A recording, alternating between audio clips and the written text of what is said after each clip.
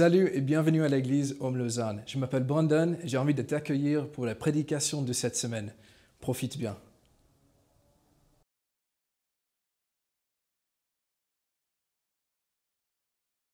Amen. Bonjour à tous, vous pouvez vous asseoir. J'ai une responsabilité et un privilège, c'est de bénir les enfants qui vont partir pour leur programme, les enfants, les ados aussi, pré-ados, donc DKT, grosso modo de 3 ans jusqu'à... c'est 14 ans, 13 ans DKT 14 ? Ça me dit 14, trop bien. 13, 14. Pour ceux qui ont 13-14 ans, je ne sais pas, vous le savez mieux que moi. Je vous invite à aller là-bas. Et puis pendant ce temps, je vous propose qu'on puisse juste... Est-ce qu'on peut les encourager, les enfants, les applaudir ?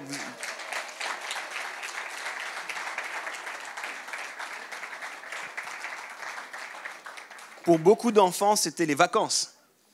Et du coup, c'est un peu... ils ont bien profité, les parents aussi, j'en suis sûr. Et maintenant, c'est le dernier dimanche avant la reprise. OK. J'ai beaucoup de joie d'être avec vous ce matin. J'espère que vous allez bien. Vous allez bien ? Excellent. On parlait en début de mise en place et tout ça. On demandait, puis on a plusieurs moi aussi, qui avaient des sentiments mitigés entre de la fatigue, des choses qui nous pèsent, mais aussi de la joie, de la réjouissance. Indépendamment d'où vous en êtes émotionnellement, on s'attend à Dieu et puis on est vraiment dans la joie d'être ensemble. Ce matin, on va vivre un moment un peu spécial, un moment important. Si vous êtes familier, si vous nous connaissez, on fonctionne souvent avec des séries. Et puis ces temps, on est dans une période qui n'a pas de série. Ça veut dire que la semaine passée déjà, on avait ce qu'on appelle un hors-série. On avait des invités le matin et le soir, des invités différents qui sont venus pour un message. Aujourd'hui, on va vivre ce qu'on appelle un family talk. Je vais vous en parler plus juste après. Et dimanche prochain, on fête notre anniversaire.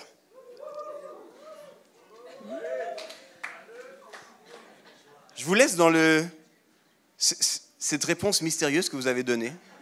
Je ne la commente même pas. Il y en a, c'était un ouh, je ne sais pas trop. Il y en a d'autres, ça semblait être la joie. Il y en a qui ont hésité à taper des mains. Tu sais, j'ai découvert une chose. Si tu veux taper des mains, tape vraiment des mains. L'hésitation, c'est le pire. Tu sais, c'est juste tu tapes 2 fois, puis ça ne prend pas. Tu sais, non, tape pour de vrai si tu veux taper des mains. C'est pas grave, on aura d'autres occasions de taper des mains. La semaine prochaine, c'est notre anniversaire.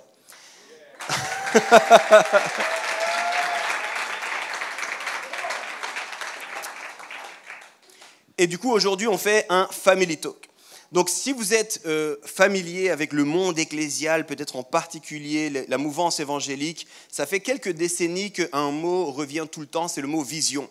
C'est quoi la vision de l'Église? Où est-ce qu'on s'en va? Puis lié à ça, il y a aussi la réalité d'avoir des dimanches de la vision. En anglais, ça sonne toujours mieux, c'est les Vision Sunday. Et c'est souvent des temps où on profite de donner un peu la lignée pour une année. De dire où est-ce qu'on s'en va pendant l'année qui vient ou dans la saison dans laquelle on est. Et nous, ce qu'on appelle nos family talks, c'est un peu ça. C'est un petit peu autour de la vision, mais c'est plus orienté, non pas comme un grand discours qui doit motiver les foules, mais plutôt une conversation de famille. Et si on prenait le temps en famille de discuter un peu de ce qu'on sent Dieu faire au milieu de nous, de ce qu'on sent Dieu dire un petit peu, où est-ce qu'on s'en va ensemble. Alors maintenant, peut-être vous êtes nouveau, peut-être vous êtes là pour la première fois, peut-être ça fait 2-3 semaines que vous venez. Juste bienvenue, merci d'être là. Comment on peut les applaudir? Il y en a qui se sont manifestés. Yes! C'est trop bien. Et j'ai envie de vous dire, même en tant que nouveau, même si vous êtes des amis, des visiteurs, je suis convaincu que ce qu'on va vivre ce matin va pouvoir vous parler en fait, que le Saint-Esprit va pouvoir utiliser ça pour vous parler à vous dans votre situation. Et c'est important qu'on vive ces moments. C'est important parce que c'est des moments où justement on peut se réaligner puis marcher ensemble. Et j'aimerais commencer en vous disant, dans quelques minutes, il y a du monde qui va me rejoindre. Il y a en tout cas une personne pour sûr qui va me rejoindre. Et on va discuter un petit peu ensemble justement de où est-ce qu'on s'en va avec l'Église. Mais avant ça, je veux juste vous donner un petit peu de contexte et vous dire, il y a une chose qui est fondamentale pour nous en tant qu'Église, c'est qu'on veut suivre Dieu par-dessus tout. En tant qu'Église, notre leitmotiv, la chose qui nous motive au quotidien, qui nous pousse, qui nous fait aller de l'avant, c'est suivre Dieu. Et si on me demandait à moi, quel est ton projet pour l'Église, ma réponse serait faire la volonté de Dieu. Aller là où il nous demande d'aller. Vous savez, je n'ai pas envie de juste faire quelque chose de bien, ni même quelque chose de très bien, si ce n'est pas ce que Dieu nous demande de faire. À la fin du parcours, j'ai envie de pouvoir regarder en arrière, puis dire à Dieu, Seigneur, j'ai fait du mieux que je pouvais, avec ce que j'avais reçu, ce que j'avais entendu de ta part, et j'ai essayé de te suivre du mieux que je pouvais. Récemment, j'entendais un pasteur parler, puis ça m'a tellement marqué. Il disait très souvent, on dit avec raison qu'on veut servir les gens, n'est-ce pas? On est là pour servir, et puis le mot ministère, la racine du mot ministère, c'est l'idée du service, puis c'est très juste. Mais cet ami me disait, il faut qu'on fasse attention, surtout en tant que pasteur, on ne doit jamais servir les gens au bénéfice de Dieu. On doit toujours servir Dieu, conscient que c'est au bénéfice des gens. Notre boulot, c'est de servir Dieu. Ce n'est pas de servir les gens. Et on croit et on est convaincu que si on sert Dieu, ça va faire du bien pour les gens, en fait.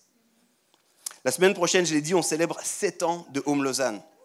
7 ans. Voilà, il y a de nouveau des réactions mystérieuses.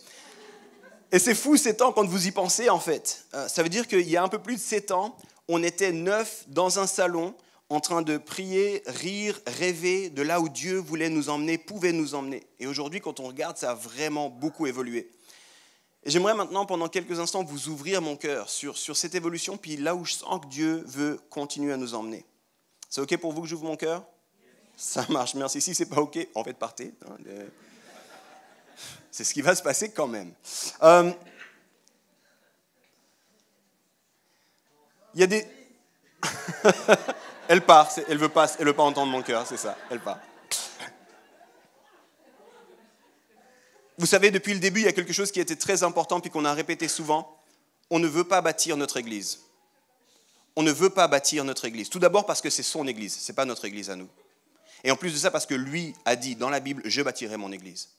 Donc si Jésus bâtit son église, il n'y a pas de raison que moi je bâtisse autre chose et que je prétende bâtir ce que lui a dit qu'il allait bâtir. Nous, on a toujours dit, puis on le répète aujourd'hui, notre mandat, c'est de participer à l'expansion du royaume de Dieu, notamment à partir d'églises locales saines. Ce qu'on veut voir, c'est le royaume de Dieu se répandre, être annoncé, être prêché, voir des gens rentrer dans ce royaume de Dieu, avoir leur vie transformée, afin que de plus en plus de monde puisse vivre le royaume de Dieu. Puis, peut-être vous le savez, peut-être vous ne le savez pas, je ne sais pas comment vous nous suivez, mais beaucoup des choses qu'on fait, si pas la plupart des choses qu'on fait, on les fait parce que Dieu nous les a dites à un moment donné. Pour nous, c'est fondamental de dire, Seigneur, qu'est-ce que tu nous dis? Qu'est-ce que tu veux pour nous? Beaucoup des choses qu'on a faites sont liées à ça, en fait. Par exemple, depuis le départ, à plusieurs reprises, des gens sont venus nous dire, dans la prière, on a reçu que vous auriez plusieurs expressions, que ce n'est pas juste une église que vous allez faire, mais c'est des églises. Donc pour des gens, ça semble comme une surprise. Le long du chemin, aujourd'hui, on a 3 églises, Home le matin, à Lausanne, Home Lausanne le soir, on a Home Genève. Et pour plusieurs, c'est comme, oh, c'est une surprise. Mais pour nous, avant même qu'on commence, on savait que c'était là où on allait s'en aller, en fait. Parce que Dieu nous l'avait révélé plusieurs personnes. Avant le premier service, on avait reçu des paroles qui nous disaient « Dieu veut vous utiliser sur différents lieux et de différentes façons ». Quand des gens nous disent ça, on écoute, on prie, on discerne. Et si ça nous semble juste, on garde ça dans un coin et on veut s'en rappeler. Je me rappelle encore être avec un de mes mentors de l'époque à Genève en train de me balader et il me dit, au milieu, on est à un arrêt de bus, je me souviens très bien, on est à un arrêt de bus de tram à Genève et il me dit, Yves, il y aura un Home Genève un jour. Et je te vois les dimanches jongler entre Lausanne et Genève. Et ça va t'étirer, mais c'est juste. Vous savez, quand on n'a même pas commencé, qu'on est 9 dans un salon, je suis là, ah, ok, cool. Merci, sympa. Mais on garde ça. On se rappelle de ça. C'est important de réaliser. Avant même qu'on ait commencé Home, on priait avec quelqu'un qui était sur un autre continent, puis il nous disait, je vois comme des différents foyers, et ce que Dieu vous confie, c'est différents foyers qui vont s'allumer. Ce ne sera jamais un seul endroit, il faut que vous le sachiez. Et du coup, il faut que vous entendiez ça. Je crois que c'est important que vous entendiez ça pour que vous compreniez qu'on ne fait pas les choses juste parce que ça nous semble bien, juste parce que c'est stratégique. Seigneur, est-ce que c'est toi? On essaie de discerner. Et si c'est toi, alors on fonce. Je me souviens encore lors du premier été pour connecter, tous les étés ici, on fait un été pour connecter, on était en train de louer dans un jardin, on était environ une 15aine de personnes, et il y a un ami qui vient, puis qui est là pour la première fois, qui a juste entendu parler de ce qu'on fait. Et à la fin, il me regarde avec un grand sourire, puis il me dit, Dieu est en train de faire quelque chose, ça va aller jusqu'à Genève et ça va aller dans la francophonie, attends-toi à ce qui arrive. Quand il me dit ça, moi, on est à 15 dans un salon, dans un jardin. Je suis là, j'ai bien aimé la guitare, alléluia, gloire à Dieu, de quoi tu me parles? Je ne sais pas de quoi tu me parles, on essaie juste de trouver un lieu pour se réunir, c'est tout ce qui se passe. Et si je vous dis ça, c'est parce que ça fait partie de notre histoire et ça fait partie de comment on veut fonctionner. Et à 7 ans de vie, 7 ans d'histoire de l'Église, je crois qu'on arrive dans une nouvelle saison. Et dans cette nouvelle saison, ça va demander encore de l'adaptation, du mouvement, ça va amener encore des frustrations, ça va amener encore des questions. Mais nous, les amis, on veut toujours faire la même chose, suivre Dieu. Suivre Dieu. On ne se demande pas est-ce que c'est confortable, est-ce que c'est ce que je préfère, est-ce que c'est ce que moi j'aurais fait, est-ce que c'est ce que Dieu nous demande de faire. Et on ne veut pas faire autre chose que de le suivre. Quand on parle d'église, il y a plein de bonnes idées qui sont là. Puis une des idées qui est là, c'est que les gens disent on veut que l'église puisse grandir. J'ai connu personne me dire moi j'espère que l'église décroisse. Fatigant cette église qui marche, là c'est insupportable. Non, la plupart des gens veulent que ça grandisse, c'est une bonne chose. Mais ce que je réalise aussi au travers du temps, c'est que c'est difficile d'aller au travers des souffrances de la croissance. C'est une chose de vouloir que ça grandisse, c'est autre chose d'être d'accord que la croissance va emmener de la douleur. Et je vais vous donner ici une petite image, parce que je vois que certains comprennent, d'autres sont un peu suspicieux de ce que je suis en train de dire. Si vous êtes un couple et que le désir vous prend, que vous sentez que c'est juste, c'est la saison qui est pour vous, puis vous dites on aimerait un enfant. C'est comme la prochaine étape pour nous. Il n'y a aucun problème avec ça. Et je veux faire peur à personne. Néanmoins, je dois vous le dire, quand l'enfant ou les enfants, ça arrive des fois qu'ils ne viennent pas seuls, quand ça arrive, c'est possible que vous ayez l'impression pendant un temps que votre couple régresse. Alors que vous pensiez que c'était la prochaine étape, que c'était la chose à faire, que c'était la chose juste à venir, quand vous êtes au milieu dedans, c'est possible, vous dites, mais qu'est-ce qui se passe? On a moins de temps ensemble. On se dispute un peu plus. On a moins de moments de qualité. On a plus d'argent à dépenser pour d'autres que nous. On a plus de fatigue aussi. Mais c'est aussi ça, des fois, la croissance. Et aucun couple se dit, bon, si c'est comme ça, vraiment, je te jure, on n'a plus sommeil, je pense qu'on s'est planté. Non, c'est juste qu'il y a des douleurs de la croissance. Puis on doit aller au travers de ces douleurs de la croissance. Puis il y a quelque chose qui s'en vient. Puis pour ce quelque chose qui s'en vient, il faut qu'on accepte qu'il y ait ça. Et ensemble, avec l'équipe ici, depuis 2 ans, on prépare tout ce qui est en train de prendre place maintenant. Puis j'aimerais vous inviter à participer pleinement, à être acteur de tout ça. Et pour ça, je vais vous inviter à, tout d'abord, vivre la famille. Ensuite, accueillir les douleurs de la croissance. Et j'aimerais terminer en vous parlant de vivre le mandat apostolique auquel nous sommes invités. Alors pour ça, on va lire la Bible. Ça marche? C'est toujours bien quand on lit la Bible. On va lire pas mal. C'est bien que vous soyez heureux pour la Bible. Soyez aussi heureux pour l'anniversaire, s'il vous plaît. On va lire la Bible, on va aller dans le livre des Actes et des Apôtres. Je vous donnerai un tout petit peu de contexte sur ce livre si vous n'êtes pas familier. On va aller au chapitre 11, et puis on va lire la fin du chapitre 11. Puis juste après ça, on va lire la fin du chapitre 12 et le début du chapitre 13. Je vous expliquerai pourquoi on saute un petit moment, on saute quasiment tout le chapitre 12. Acte 11, les versets 19 à 30, puis je commence à lire, ça va s'afficher aussi au-dessus de moi. Et si vous n'avez pas de Bible, je vous en supplie, faites-vous un cadeau. Allez vous procurer une Bible. Si vous ne savez pas comment faire ça, venez nous voir à la fin, on vous en offre une avec plaisir. Ceux qui avaient été dispersés lors de la persécution survenue après la mort d'Étienne allèrent jusqu'en Phénicie, dans l'île de Chypre, et à Antioche. Mais ils n'annonçaient la parole qu'aux Juifs. Cependant, certains d'entre eux, qui étaient originaires de Chypre et de Cyrène, vinrent à Antioche et s'adressèrent aussi aux non-juifs pour leur annoncer la bonne nouvelle du Seigneur Jésus. La main du Seigneur était avec eux et un grand nombre de personnes crurent et se tournèrent vers le Seigneur. La nouvelle en parvint aux oreilles des membres de l'église de Jérusalem et ils envoyèrent Barnabas jusqu'à Antioche. À son arrivée, lorsqu'il vit la grâce de Dieu, il en éprouva de la joie. Il les encourageait tous à rester attachés au Seigneur d'un cœur ferme, car c'était un homme de bien, plein d'Esprit Saint et de foi. Une foule assez nombreuse s'attacha au Seigneur. Verset 25, Barnabas se rendit ensuite à Tars pour aller chercher Saul. Quand il l'eut trouvé, il l'amena à Antioche. Pendant toute une année, ils participèrent aux réunions de l'Église et ils enseignèrent beaucoup de personnes. C'est à Antioche que pour la première fois, les disciples furent appelés chrétiens. À cette époque-là, des prophètes descendirent de Jérusalem à Antioche. L'un d'eux, du nom d'Agabus, se leva et annonça par l'Esprit qu'il y aurait une grande famine sur toute la terre. Elle arriva en effet sous l'empereur Claude.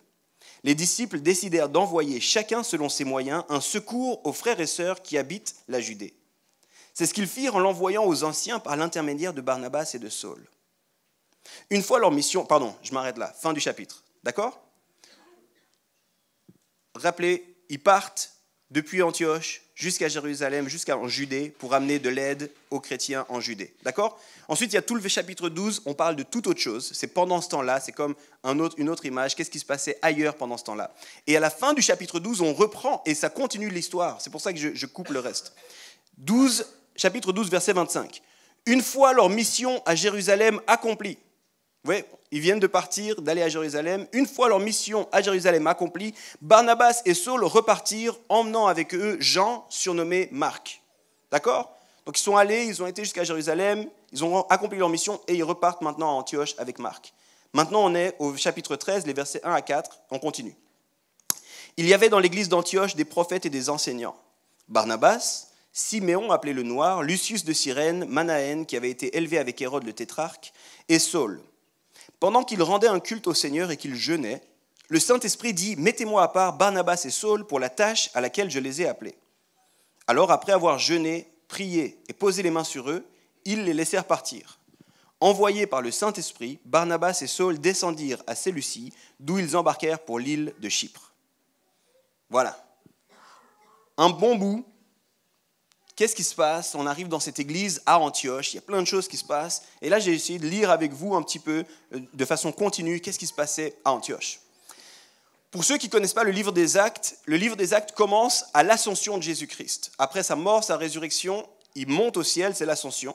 Et puis à ce moment-là, c'est très important de le savoir, Jésus donne une mission à ses disciples. Et la mission, elle est vraiment claire. Vous pouvez retourner dans Actes au chapitre 1. Il dit à ses disciples, « Attendez le Saint-Esprit, et vous serez mes témoins à Jérusalem, en Judée, dans la Samarie et jusqu'aux extrémités de la terre. » Est-ce qu'il y en a qui ont déjà entendu ça ? Ok, beaucoup. C'est la mission que Jésus leur donne. Puis ça, c'est le tout début du livre des Actes. Puis si vous lisez le début du livre des Actes, les chapitres qui suivent, si vous êtes attentif, il y a quelque chose qui saute aux yeux. Les disciples ont beaucoup de peine de faire des disciples en Samarie et jusqu'aux extrémités de la terre. Le contexte direct où ils étaient, Jérusalem et puis la Judée, ça va encore. Mais dès qu'ils commencent à s'éloigner un peu, c'est difficile. Alors, je vous laisserai lire, si vous voulez, les 10 premiers chapitres des Actes. Vous allez le voir vous-même. Il y a un défi au niveau des personnes d'autres cultures. C'est vraiment intéressant. Et vous allez voir que notamment un moment très fort avec Pierre qui veut absolument pas, puis le Seigneur qui lui donne des visions. Mais oui, vas-y, parle-leur, Pierre. Il dit, c'est hors de question. Et finalement, il le fait parce que le Saint-Esprit, mais quand il le fait, vous allez voir, les autres lui disent, pourquoi tu as fait ça ? Alors que la mission, elle était claire. D'accord ? Il faut garder ça dans trame de fond, il faut comprendre, parce qu'il y a des régions, il y a des directions qui sont lues dans les passages que j'ai lus là, qui sont vraiment intéressants. Parce que ce qui se passe à Antioche, c'est qu'à Antioche, le message de la bonne nouvelle arrive malgré les disciples. Ce n'est pas du tout intentionnel, ce n'est pas du tout stratégique, c'est malgré eux, il y a le message qui arrive à cause de la persécution. On vient de le lire. À cause de la persécution, il y a des gens qui partent et le message arrive jusqu'à eux. Et il faut réaliser qu'Antioche, on est clairement en dehors de la Samarie. On est à la limite au début des extrémités du monde pour eux. On ne le réalise pas, nous on lit comme ça, mais Antioche c'est où ? Antioche, on est en Turquie, au nord de la Syrie, à la limite du monde grec et puis du désert de la Syrie. À vol d'oiseau, on est à 500 km de Jérusalem. À pied, au passage il n'y avait pas EasyJet à l'époque, à pied, on estime que ça prend 750 km. Donc il faut réaliser, on est très loin du point de Jérusalem. Et là, quand on entend que ça arrive, on se dit, qu'est-ce qui se passe en fait ? Ils entendent des bribes, des discussions, des courriers, des choses, mais il se passe quelque chose à Antioche, alors ils disent, à Jérusalem, ils disent, il faut qu'on aille voir ce qui se passe. Ça semble être autour de Jésus, ça semble être lié à notre message, il faut qu'on aille voir ce qui se passe. Puis ils envoient du monde. Et c'est là, pour la première fois, que les disciples de Jésus sont appelés chrétiens. Et tout semble indiquer que le message de Jésus se répandait grandement. Il y avait de la grâce, il y avait ce que certains appellent un réveil, il y avait quelque chose qui prenait place à Antioche. Maintenant, je vous dis, mon premier point, c'est qu'il faut qu'on vive la famille. Parce que je crois qu'à différents égards, on peut dire qu'il se passe quelque chose à Lausanne, au travers de l'église Home Lausanne. Je le dis vraiment sans prétention, ce n'est pas le feu, le réveil, appelé CNN et compagnie, non. Mais il se passe quelque chose. Puis il faut le reconnaître. À Antioche, il y a ce qu'on pourrait appeler un réveil. Ce n'était pas quelque chose de programmé, pas quelque chose de stratégique d'un point de vue humain, c'est Dieu qui a permis que son message arrive. Voilà ce qu'on nous dit, rapidement. Chapitre 11, verset 21, la main du Seigneur était sur eux. Verset 23, la deuxième partie du verset, il les encourageait tous à rester attachés au Seigneur d'un cœur ferme.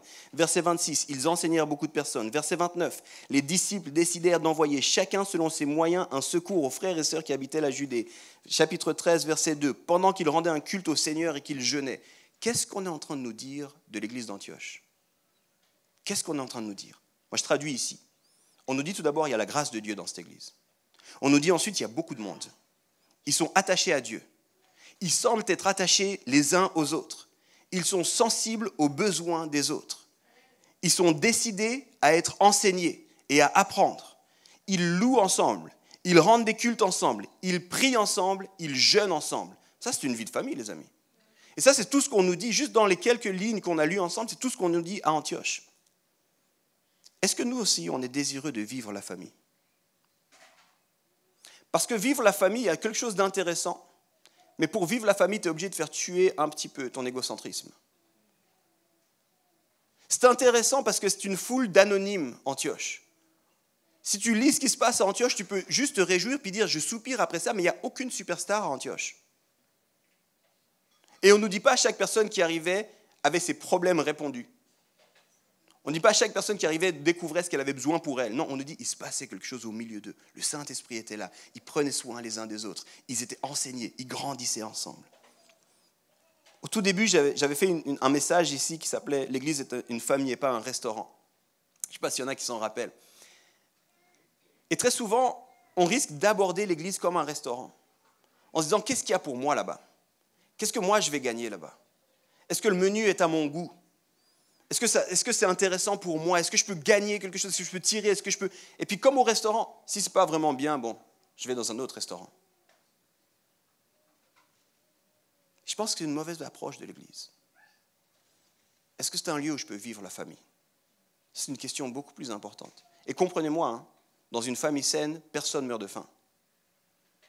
On répond à nos besoins, mais on a une autre approche dans la famille que dans le restaurant. On a une autre participation dans la famille que dans le restaurant. Et c'est très important de se dire, est-ce que nous aussi, ici, on vit la famille? Vous savez, moi je suis fasciné de voir les leaders de l'église d'Antioche, les quelques-uns qu'on connaît. C'est incroyable. Barnabas débarque, personne ne devait le connaître, on lui laisse une place de leader, il repart, il va chercher Saul. Ok Barn, cool, tu penses revenir? On ne sait pas quand. On ne peut pas te suivre sur Instagram, sur Twitter. Bon. Du coup, Barn revient. Et Barn est accompagné d'un gars qui s'appelle Saul. C'est qui ce Saul-là? Pourquoi est-ce qu'il y a un nouveau leader maintenant? Apparemment, il doit enseigner. Donc les gars, vous n'étiez pas là, hein, d'accord? Subitement, Saul arrive. Saul enseigne aussi. Et après ça, on va les envoyer, on va partir. Regardez, c'est intéressant parce que très souvent aujourd'hui, quand on pense à l'église, on pense à des noms, à des individus. Quand vous pensez à Antioche, la seule chose qui marque, c'est la grâce de Dieu. Indépendamment de qui est là, il y a la grâce de Dieu. Il y avait la grâce de Dieu avant que Barnabas arrive. Barnabas repart pour un autre voyage. La grâce de Dieu est toujours à Antioche. Barnabas revient, la grâce de Dieu est toujours là. La seule constante, c'est la grâce de Dieu. Moi, je soupire après des églises et des communautés où la seule constante, c'est la grâce de Dieu. Ce n'est pas quel est le nom du prédicateur, ce n'est pas quel est le nom de la superstar, quel est le nom de l'invité. C'est, les amis, ici, il y a Dieu vraiment. Et on est content qu'il y ait du monde qui vient, mais ici, il y a Dieu, les gars. Et ça fait toute la différence. Vivons la famille. Vivons la famille. Mon deuxième point, accueillir les douleurs de la croissance. Je crois que quand les choses vont bien, ça va grandir. Puis la croissance, ça amène un inconfort, je l'ai dit. Maintenant, on peut reprendre la même église d'Antioche puis voir tout ça. Imaginez un petit peu, mettez-vous un petit peu à la place des gens d'Antioche. Ils voient Barnabas qui arrive. Je ne suis pas sûr qu'ils étaient tous monstres contents de le voir arriver. Parce que Dieu faisait le taf. Les choses allaient bien. Et d'un coup, il y a l'église de Jérusalem qui envoie. Est-ce qu'il vient vraiment pour nous ou est-ce qu'il vient comme un espion? Est-ce qu'il vient voir si on est bien dans la bonne ligne, qu'est-ce qui se passe ou quoi? Puis quand il arrive, peut-être que ça se passe bien parce que Barnabas, c'est un surnom Barnabas, et ça veut dire le fils de l'encouragement si jamais. Quand tu as un gars comme Barnabas qui arrive, je pense que tout le monde est content. Au début, tu te doutes, peut-être c'est un espion ou quoi, mais le gars encourage, le gars est de bonne humeur, le gars est positif, il dit des bonnes choses sur ta vie, c'est trop bien. Et subitement, le gars dit, c'est vraiment bien, j'ai fait 700 km pour venir vous voir. Écoutez, restez accrochés à Dieu, je reviens. Là, d'une barre, ça commençait à être bien, là. Tu mettais les choses en place, on se sentait à l'aise. Tout ça. Non, je vais chercher un gars qui s'appelle Saul. Là, tu demandes discrètement, mais c'est où il est, Saul? Et là, Barnabas te dit, ça fait 10 ans qu'on n'a plus de nouvelles. Il doit être vers Tarse. Et je ne sais pas si on comprend la géographie, encore une fois. Tarse, c'est à 130 km vol d'oiseau d'Antioche. Mais par les routes, on pense que c'est 250 km. Donc le gars vient de faire plus de 700 km. Il se pose parmi nous. On l'aime fort et il dit, je repars vite les gars. J'ai 250 kills, je vais vite voir s'il y a un ami qui est là-bas. Ta mission, c'était d'être avec nous. Jérusalem, il t'a envoyé pour être avec nous. Pourquoi tu repars voir un sombre inconnu que tu n'es même pas sûr qu'il soit toujours là? Et Barnabas dit, non, j'y vais. Ok, bon 500 km. J'ai envie de juste donner un peu de respect à Barnabas, le gars. Aller-retour, c'est environ 500 km. Il revient avec un nouveau gars et Barnabas dit, Saul va enseigner avec moi. Ok, bon, déjà toi, tu venais de Jérusalem. On ne connaît pas grand monde à Jérusalem, mais pourquoi pas? Mais lui vient de Tarse. Pourquoi on devrait l'écouter? Qu'est-ce qui se passe? Et pensez bien, si je vous donne ces kilomètres, c'est qu'il y avait sans doute du temps. Pensez qu'il y avait forcément de l'organisation qui s'était mise en place. Il y avait sans doute des anciens, des responsables qui étaient en place. Et d'un coup, deux gars reviennent de Tarse. On n'était pas sûr s'ils allaient revenir ou pas. Hop, ils reprennent la place de leader. Là, tu dis, bon, ok, ça marche. Et on se met à prier et le Saint-Esprit dit, libérez-les, envoyez-les. Bro, Dieu, c'est juste, et nous alors? Et moi, je pense à tous les gens d'Antioche qui ont dû dire à plusieurs reprises, mais c'est quoi ce délire, et nous alors? Les gars arrivent, les gars repartent, les gars reviennent, et quand ils sont enfin là, puis on se dit, ça va être bien, on va construire. Le Saint-Esprit dit, laissez-les partir, j'ai une mission pour eux. Bro. Et à ce moment-là, je ne sais pas si vous réalisez, on entend qu'il y a un problème en Judée, une famine. Et là, les gars à Antioche se disent, vous savez quoi? On va mettre nos besoins, nos possibilités, nos moyens financiers, on va les mettre ensemble et on va bénir la Judée. Tu sais, moi, ce qui me chagrine là-dedans, c'est que moi, je te parle très honnêtement, j'aurais dit tant pis pour eux. Parce qu'ils avaient reçu la mission. Jérusalem, Judée, Samarie, extrémité. Et pendant toutes ces années, ils ne voulaient pas tellement venir jusqu'à nous. Maintenant, ils sont dans les problèmes, qui se débrouillent? Mais ce n'est pas du tout ce qu'Antioche a dit. Antioche, ils entendent un prophète dire, il va y avoir une... Ok, vous savez quoi? On va faire une offrande spéciale, sortez les paniers, allez, donnez ce que vous pouvez donner. Et ils disent à leur leader, vous pourriez retourner jusqu'à Jérusalem, 700 kills. Juste leur amener ça, dites-leur qu'on les aime fort. Moi, j'imagine Barnabas, vous êtes sérieux les gars? On ne peut pas envoyer quelqu'un d'autre. Qu'est-ce qui se passe? Et il y a un petit nom au passage qui est là, c'est le nom de Marc, Jean-Marc. Intéressant, quand il descend à Jérusalem, il remonte ensuite avec un autre gars qui s'appelle Jean-Marc. Moi, je suis sûr que Jean-Marc, c'était un leader en devenir. Quand Saul et Barnabas partent, Jean-Marc doit partir avec eux. Et je me dis, encore un leader qui part. Pauvre Antioche. Pauvre Antioche. Je pense que régulièrement, on ne réalise pas que la croissance amène l'inconfort. Et dans cet inconfort, on doit se battre pour rester la famille. C'est facile d'être la famille quand on est 15. Hein. C'est un autre délire d'être la famille quand on est 100. Parce qu'on est toujours désireux d'accueillir les gens. Et comment ça va? Et viens, bienvenue dans la famille. On va faire avec toi. Il y a des gens, il y a du mouvement, il y a des choses qui se passent. Je me demande, est-ce que Antioche s'est plein? Le pasteur Barnabas part encore en voyage. Apparemment, il aime marcher. Je me demande, est-ce que l'église d'Antioche a souvent dit, mais pourquoi est-ce que Jean-Marc repart maintenant? Purée, il était bon, il était en train de faire ses armes, on allait peut-être l'avoir comme leader. Je me demande, il y a encore des nouvelles personnes, encore. On priait pour la croissance et maintenant, Seigneur, calme, on n'a plus de place là. On n'est plus assis confortablement. Je me demande combien de fois, lors des rencontres de l'église d'Antioche, les gens disaient, bonjour, t'es là pour la première fois? Je ne connais plus personne, moi, ici, je ne sais plus ce qui se passe. Mais c'est des fois, on veut la croissance. Mais quand il y a les enjeux qui sont liés avec la croissance, est-ce qu'on les embrasse aussi? Est-ce qu'on est d'accord qu'il y a de la douleur aussi dans la croissance? J'aime trop ce moment. Il y a une église qui va mal, une église sœur qui n'est pas venue à notre soutien au début, qui sont venus juste pour vérifier ce qu'on faisait. Et là, j'imagine les leaders. Les gars, on va faire une offrande spéciale pour cette église, je pense que c'est bon. Et les gars disent, non seulement on va faire une offrande, mais en plus on va envoyer nos leaders pour apporter l'offrande. Je ne sais pas si tu comprends la marque d'amour que ça représente. Imagine un conflit entre deux églises, comme si des fois ça se passait, je ne sais pas si tu as déjà entendu parler. Imagine un conflit entre deux églises d'une région, voilà, Lausanne, pour dire. Deux églises qui se disputent, qui, voilà, machin. Et la deuxième église qui apprend que la première église va mal, puis ils disent, bon, vous savez quoi ? On va leur envoyer notre pasteur, on va envoyer nos anciens, on va prendre une offrande spéciale, pendant une année, on va donner de l'argent à cette église, ils sont en souffrance. Imagine, parce que c'est ça le type de scénario qu'on a là.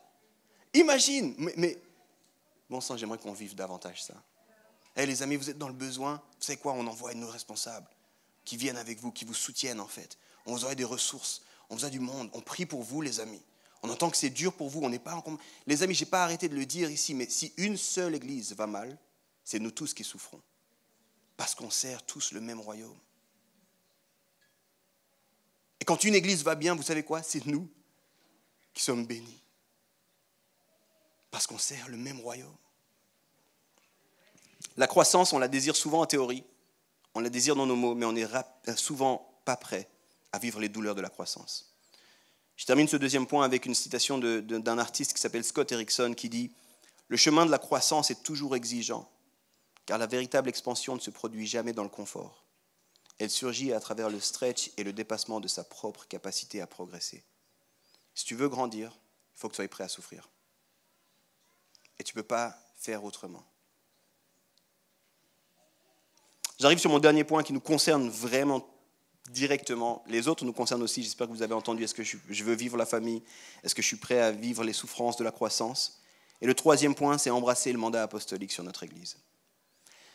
D'un point de vue ecclésiologie, c'est des grands termes là, d'un point de vue du modèle d'Église, Jérusalem avait reçu un mandat apostolique. La mission que Jésus leur a donnée, allez, restez ici, vous êtes mes témoins, à Jérusalem, dans la Judée, dans la Samarie et jusqu'aux extrémités, c'est un mandat apostolique, d'accord ? Et je l'ai dit, ils n'ont pas réussi à bien le vivre. Les 10 premiers chapitres du livre des Actes nous le montrent. C'était défiant pour eux. Et ce qui se passe, c'est que le mandat apostolique, si vous lisez la suite du livre des Actes, vous allez voir qu'il se déplace et il arrive sur l'église d'Antioche. L'église d'Antioche va jouer un rôle non seulement d'accueil, mais de formation et d'envoi. Et on le voit extrêmement clairement, c'est pour ça que je voulais aller jusqu'au chapitre 13, les premiers versets. Quand il dit « Mettez-moi à part, Saul et Barnabas, pour l'œuvre à laquelle je l'ai envoyé », c'est « Mon œuvre continue ». Ce que Jésus a dit était sérieux, le message jusqu'aux extrémités. Et du coup, je lève des endroits où on peut libérer les gens pour pouvoir amener cette chose-là, cette parole, cette bonne nouvelle, ce royaume. Et c'est littéralement ce qui se passe à Antioche. Et j'ai envie qu'on réalise ici en tant qu'Église, et c'est quelque chose qu'on a entendu, qu'on a reçu dans la prière depuis un certain temps, des mots vraiment très précis là-dessus, mais que j'ai toujours mis de côté, personnellement. Et là, j'assume complètement ça. Personnellement, j'ai toujours dit, il faut d'abord qu'on construise une église qui soit suffisamment solide, une église qui soit saine, avant de s'amuser à aller de tous les côtés. Et je crois qu'il y a de la sagesse là derrière. Je crois que c'est important. Je crois qu'il faut construire pour pouvoir bénir. Mais je crois qu'on est arrivé à un stade et qu'on va entrer dans un stade où en fait, il ne faut pas qu'on passe à côté du mandat que Dieu nous a donné en tant qu'église de bénir. Et il faut qu'on réalise que sur cette église de Home, il y a un mandat apostolique. Qu'est-ce que ça veut dire dans le concret ? Tout ce qu'on fait ici, on ne le fait pas uniquement pour nous. On ne le fait pas uniquement pour les gens de Home. Ici, il y a plusieurs personnes dans l'église, dans l'équipe pastorale, mais au-delà de l'équipe pastorale, qui sont engagées bien au-delà des murs de cette église. Et j'ai envie de vous dire, je me battrai toujours pour que ça reste comme ça. Je refuse, parce que je crois que ça fait partie de mon mandat, je refuse que les gens aient un regard centré sur qu'est-ce qui se passe à Home. Je veux qu'ils aient un regard, qu'est-ce qui se passe dans le royaume. Et si Dieu nous invite à faire des choses, on va libérer encore et encore et encore et encore. Et ça va nous coûter, ça va être difficile, mais on va continuer à le faire. Je ne sais pas si vous le savez, mais Raph, qui est pasteur ici sur le service du soir, il est aussi coordinateur du comité intergroupe de jeunes de la région de Lausanne. Une personne qui veut s'engager afin que les groupes de jeunes et la jeunesse dans le Grand Lausanne puissent être bénis. Il refuse de penser, il fait un super travail avec le groupe de jeunes ici, mais il refuse de faire que ça. Et nous, on veut le libérer pour ça. On va lui dire, continue à faire ça. Donne du temps pour ça. Aide-nous à t'aider afin que tu puisses bénir le Grand Lausanne. Je ne sais pas à quel point vous avez conscience de l'enjeu qu'il y a sur la jeunesse. Mais moi, je refuse qu'on ait un bon groupe de jeunes si la jeunesse largement va mal.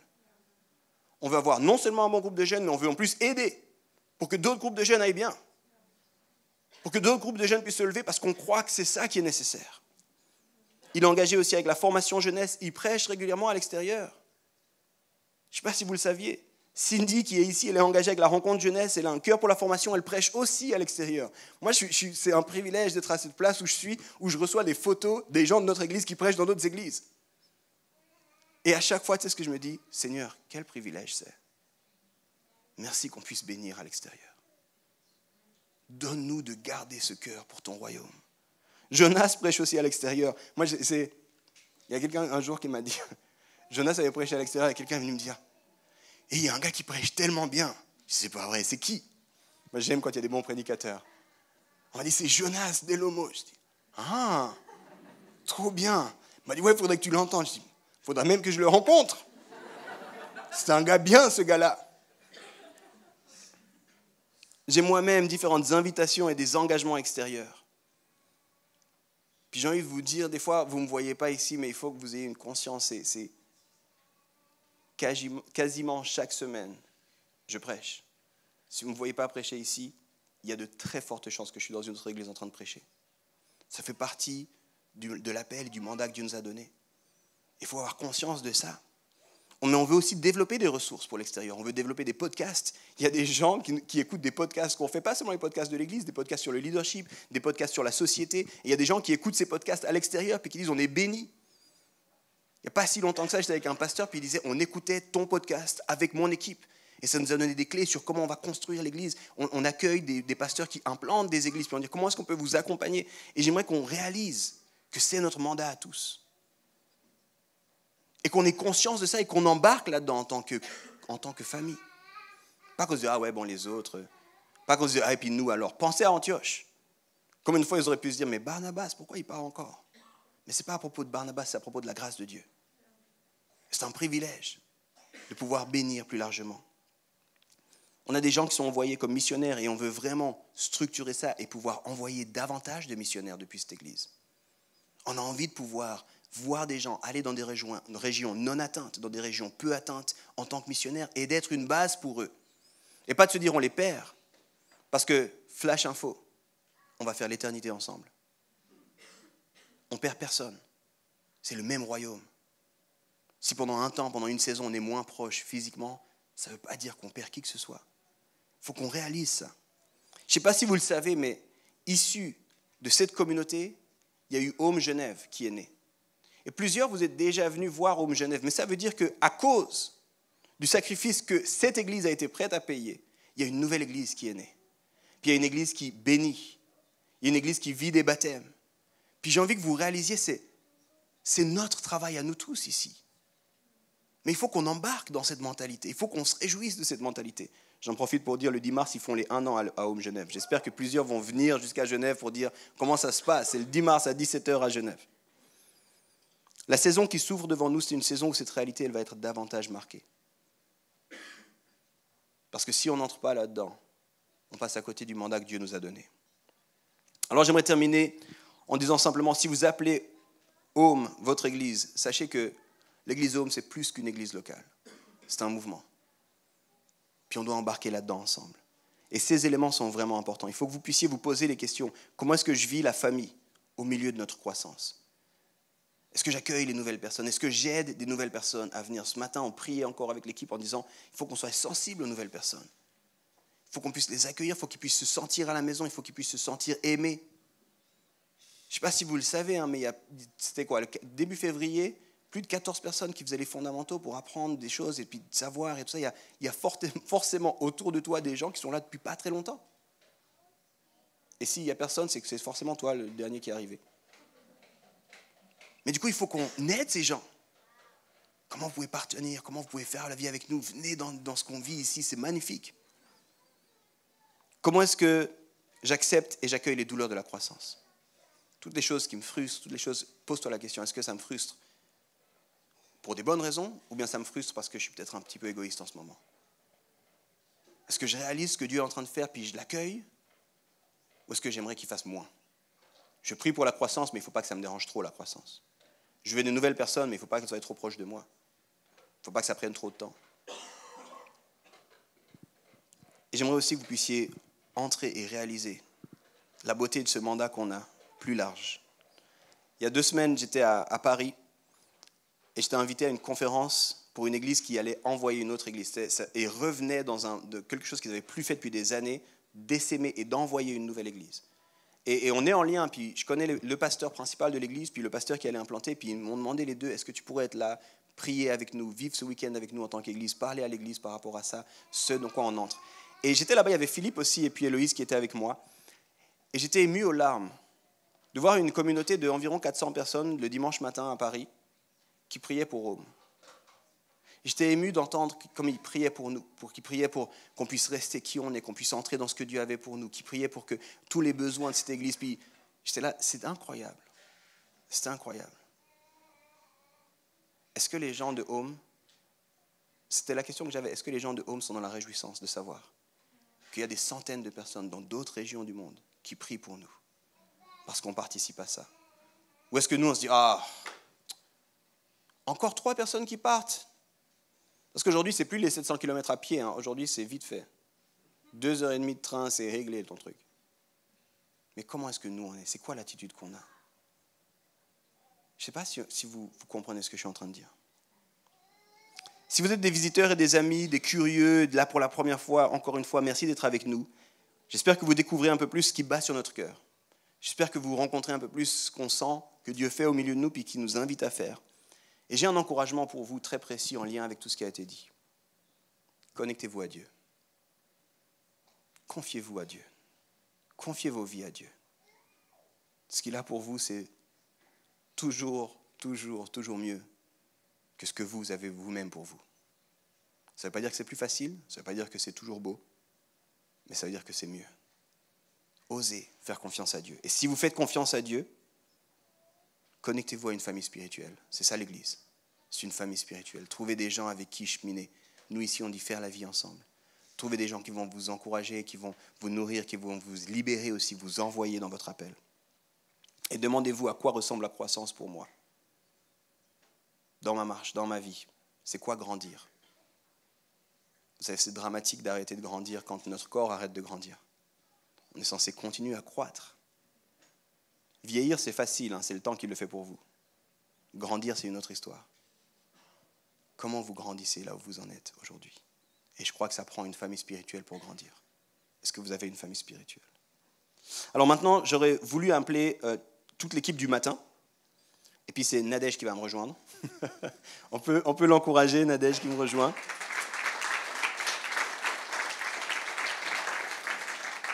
J'aimerais aussi juste vous dire, normalement, donc, Jonas est là, il est dans la salle, mais avec la réalité des enfants et l'âge des enfants, c'est plus sage qu'il reste avec Milo.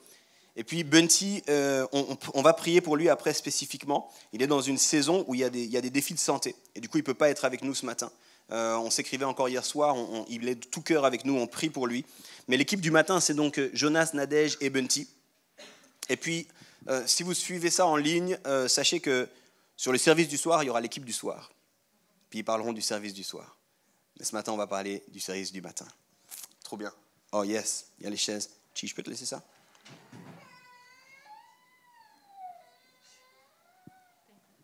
Non. Est-ce qu'on peut encourager Nadège?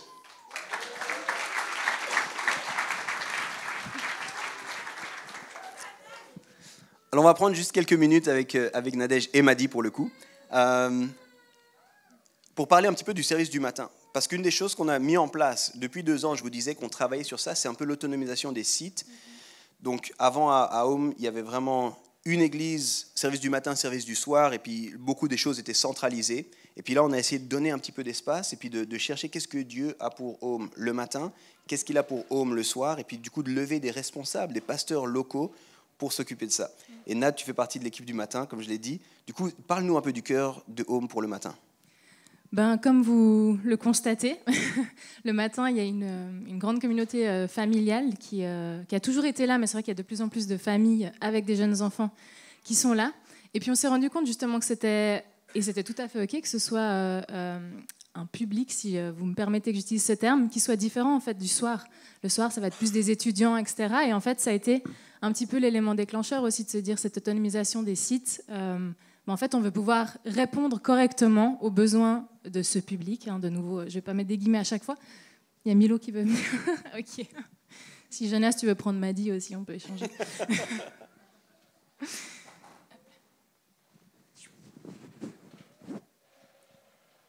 Donc c'est ça, avec un grand cœur pour les familles, les jeunes ados aussi. Hop là. Pardon. Faut nous écouter, nous, faut pas seulement regarder leurs jolies petites têtes. Mais... donc voilà, c'était un petit peu ce cœur-là de pouvoir répondre un peu plus aux besoins, et puis une communauté intergénérationnelle aussi le matin. On a beaucoup de plaisir à voir qu'il n'y a pas seulement des jeunes entre 20 et 30 ans, mais qu'il y a d'autres personnes qui nous rejoignent, et ça a toujours fait partie du cœur de Home, en fait. Yeah. Et si les gens maintenant disent « Ah, mais on a perdu quelque chose, on n'a plus nos amis du soir », qu'est-ce que tu leur dis? Alors moi, je dis, les gars, on est la même église. On a entendu parler de maintenant qu'on a divisé l'église, on est là, wow, c'est pas du tout l'idée. On reste une seule église avec la même vision, avec la même culture. C'est vraiment important pour nous que les gens le comprennent. Mais comme je disais, ça va s'exprimer différemment en fait, le matin et le soir. Mais on n'a rien perdu. Vous avez le droit d'aller le soir. Eux, ils ont le droit de venir le matin. Vous avez même le droit d'aller à Genève. Genève a le droit de venir nous voir. Enfin, c'est pas, on divise rien du tout. Au contraire, c'est vraiment plus pour mieux servir chaque campus ou chaque campus, on va dire ça comme ça. Donc non, vous avez le droit d'aller le soir. Vous n'avez pas besoin de choisir un camp. C'est ça aussi peut-être. Ouais. C'est vraiment ça, et je pense qu'il y a une saine fluidité. Puis là, il y a une saine fluidité à avoir. Il y a des gens qui vont, en fonction des saisons de vie, peut-être arriver, puis peut-être c'est trop bien. On est jeune couple, on a envie de faire des brunchs le dimanche matin, on a envie de découvrir, puis du coup, ça nous arrange de pouvoir aller le soir, en fait. Où je vois des amis ici, on a à cœur de pouvoir faire du ski, et du coup, vous allez faire du ski le dimanche, puis vous allez le dimanche soir, c'est trop bien. Mais peut-être après, la saison de vie évolue, des enfants arrivent ou quoi, puis en fait, vous pouvez rester dans la même famille, puis avoir une expression qui vous correspond plus. Et j'ajouterais aussi, par rapport à ce que tu dis, il y a beaucoup d'espaces où en fait, on est combiné, tout ce qui est les groupes de maison, les city groups, tous ces moments aussi de fête qu'on a, ou quoi, on essaie régulièrement, la semaine prochaine, c'est un gros service tous ensemble, oui, et on veut vraiment aussi cultiver cette dimension de une seule famille. Nadège, toi, au quotidien, tu fais quoi? Au quotidien, je suis maman en partie à la maison de ces deux petites personnes que vous avez vues. Je suis aussi illustratrice à mon compte, et puis je suis pasteur exécutif, c'est ça mon terme, de Home, et donc de Home de façon globale justement, pas seulement le matin. Je m'occupe de toute la coordination le matin avec une super équipe aussi, mais je gère le calendrier général, la coordination globale, donc justement tout ce qui est city group, toutes ces choses que Yves mentionnait, qui sont en commun avec le soir, en fait, c'est aussi quelque chose que je gère. Et puis, j'ose dire que je suis un peu ton bras droit pour plein de trucs. Non, c'est vrai. donc voilà. c'est un de mes cerveaux. Quand les gens viennent vers moi et me disent « Yves, qu'est-ce qui va se passer ?» Je le regarde avec Nad. Ouais, c'est une très bonne question. Il faut regarder avec Nad. Plein de choses, c'est vrai que je délègue, et j'ai du plaisir de travailler avec toi aussi. Si on reste maintenant, puis quelqu'un dit « Mais moi, je viens d'arriver, comment est-ce que je peux connecter à cette vie de famille? Qu'est-ce qui toi, et vous, en tant que famille ?» Tu veux dire quelque chose, Milo? Tu veux parler? Ah. Tout d'un coup, c'est timide. Pour la façon de connecter... Ouais, comment est-ce qu'on connecte? Comment est-ce qu'on peut rejoindre, finalement? Est-ce que c'est pas trop compliqué, complexe, difficile? On essaye de rendre la chose la plus simple possible. Par contre, tu veux aller vers papa? Non? Okay. On essaie de justement rendre la chose la plus simple possible et accessible avec différentes plateformes, finalement, comme on parlait des city groups, les social hubs. On essaye aussi, il y a des communautés, donc il y a les hommes qui se retrouvent ensemble pour faire des activités, il y a les femmes qui se retrouvent ensemble, on a aussi justement les jeunes familles, etc. Et puis, pour nous, c'est important en fait, de rappeler que l'église, c'est pas que le dimanche, ça vous le savez, on le dit souvent. Vous pouvez connecter les dimanches matins avec des gens, participer à la communauté. Pour nous, c'est important qu'il y ait un espace derrière pour que vous puissiez profiter et discuter. Tout le monde le regarde et personne ne m'écoute. Milo, ouais. Mais voilà, c'est pas seulement les dimanches. Et puis pour nous, c'est important en fait qu'il y ait une responsabilité personnelle aussi pour vous, que vous puissiez aussi en fait, profiter de ces plateformes qu'on met en place pour connecter finalement, et que ce ne soit pas seulement les dimanches et que vous n'attendiez pas qu'on mâche tout le travail pour vous, même si je pense qu'on le fait déjà pas mal en vous proposant différents moyens de connecter. Mais voilà, avec plusieurs choses la semaine et certaines choses les dimanches aussi. Il s'assoit au bord. Cindy, si jamais tu... Je poserai une dernière question à l'équipe de louange, je pouvais revenir pendant ce temps. Quand tu parles de ce mandat plus large, de ce mandat apostolique, comment est-ce que toi tu le vois? Comment est-ce que tu le vis? Qu'est-ce que ça suscite en toi? Je pense que pour moi, on est Home Lausanne, il y a Home Genève, mais en fait, l'église avec un grand E, c'est quelque chose qui m'a toujours beaucoup touchée quand j'ai commencé à entendre parler de ça, parce que c'était quand même assez tard dans mon chemin de foi. Après beaucoup d'années de conversion, j'ai commencé à entendre parler de l'église avec un grand E. Et je pense qu'en fait, ce cœur-là de se dire, en fait, je sers mon église, mais je sers l'église plus largement, et je peux être un représentant du corps de Dieu dans mon église, mais en fait, là où je suis placée. Et c'est quoi le pourcentage où on dit il y a 3%, je ne sais jamais, mais il y a 10... 97, 3, ou alors... Voilà, 3% qui sont appelés à servir vraiment de façon active dans l'Église. Et puis, il y a 97% qui sont appelés à servir, en fait, dans vos Lausanne, on utilise ce terme, là où Dieu vous a placé, en fait. Et puis, que vous soyez médecin, avocat, prof, que vous soyez aux études, en fait, c'est là où ce mandat apostolique il prend énormément de sens. Et je pense que nous, on veut que pour nous, c'est important que vous participiez à ce qu'on met en place dans la communauté parce qu'on le fait pour vous. Mais en fait, c'est pas seulement là que ça doit prendre place. Si ça prend place que là, j'ai l'impression qu'on aura raté un truc, en fait. Donc, voilà. C'est trop bien. Merci beaucoup. De rien. Les amis, est-ce que ça vous motive? Est-ce que ça vous parle? Comment est-ce que une réaction de votre part à vous?